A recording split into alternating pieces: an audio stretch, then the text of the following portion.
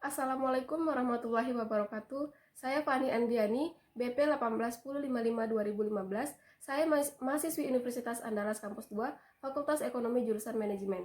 Jadi di sini saya akan menjelaskan manajemen sumber daya manusia tentang K3 atau keselamatan kesehatan kerja.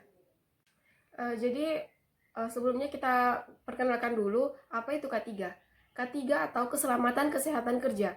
K3 adalah upaya perlindungan yang ditujukan agar tenaga kerja dan orang lain di tempat kerja atau perusahaan selalu dalam keadaan sehat, serta agar setiap sumber produksi dapat digunakan secara aman dan efisien.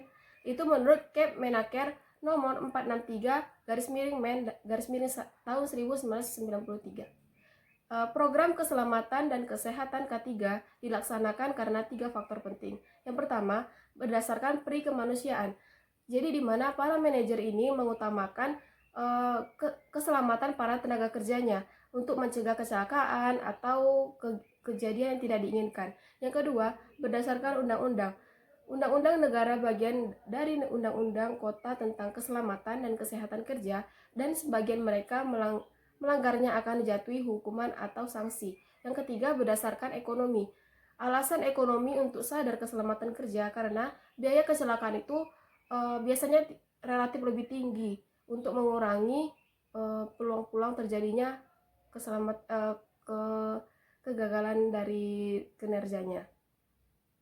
Tujuan K3 berdasarkan Undang-Undang Nomor 1 Tahun 1970 tentang Keselamatan Kerja, bahwa tujuan K3 adalah mencegah terjadinya kecelakaan dan rasa sakit akibat kerja, memberikan perlindungan pada sumber-sumber produksi sehingga dapat meningkatkan efisiensi dan produktivitas.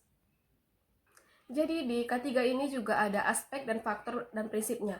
Yang pertama, lingkungan kerja, tempat di mana seseorang atau karyawan dalam beraktivitas bekerja. Lingkungan kerja dalam hal ini menyangkut kondisi kerja seperti ventilasi, suhu, dan penerangan. Kemudian alat kerja dan bahan. Alat kerja dan bahan merupakan hal yang sangat penting dalam proses pengerjaan, di mana dalam memproduksi barang, alat kerja sangatlah dibutuhkan untuk para pekerja dalam melakukan kegiatan proses produksi, dan di samping itu adalah bahan-bahan utama yang akan dijadikan barang. Kemudian cara melakukan pekerjaan.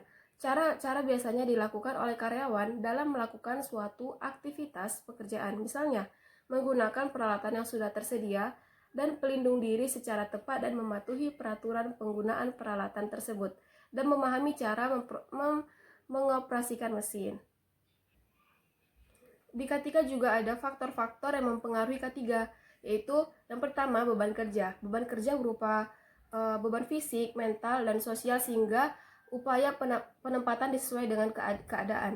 Kemudian kapasitas kerja. Kapasitas kerja ini selalu dikaitkan dengan pendidikan, keterampilan, kesegaran jasmani dan rohani atau yang lain-lain.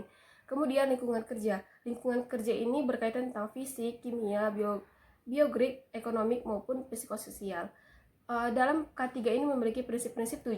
Yang pertama, adanya APBD atau alat pelindung diri di tempat kerja.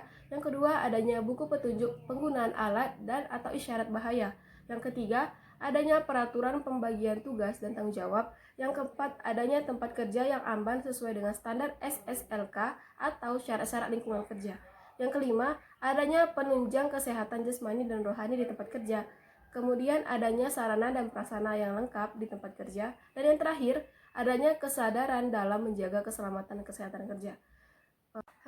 Nah, ini dalam hal contoh kasus yang sering kita dengar dalam perusahaan-perusahaan manufaktur, biasanya para pekerja itu lalai sehingga terjadi kecelakaan kerja. Misalkan alat listriknya, kabel listrik itu diletak sembarangan, dan para manajer atau mandor-mandor dari pekerja ini tidak memberitahu lebih awal kepada para pekerjanya, sehingga para pekerja ini tidak mengetahui bahwa kabel itu ada di bawah, dan apabila ada air maka kabel itu kolapse dan mengenai para pekerjanya. Itu contoh kasus yang pertama. Yang kedua, tidak adanya alat pelindung diri yang lengkap. Apabila misalkan suatu perusahaan menggunakan mesin dalam pengolahannya dan tidak dilengkapi dengan peralatan yang lengkap, misalkan tidak digunakan helm, sarung tangan, maupun sepatu standar yang sesuai dengan SOP.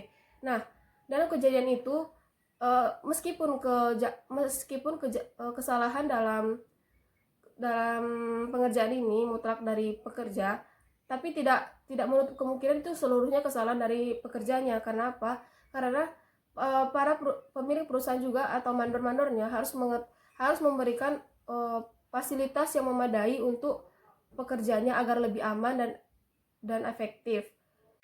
Cukup sekian yang dapat saya sampaikan mengenai K3. Kurang dan janggal saya mohon maaf. Assalamualaikum warahmatullahi wabarakatuh.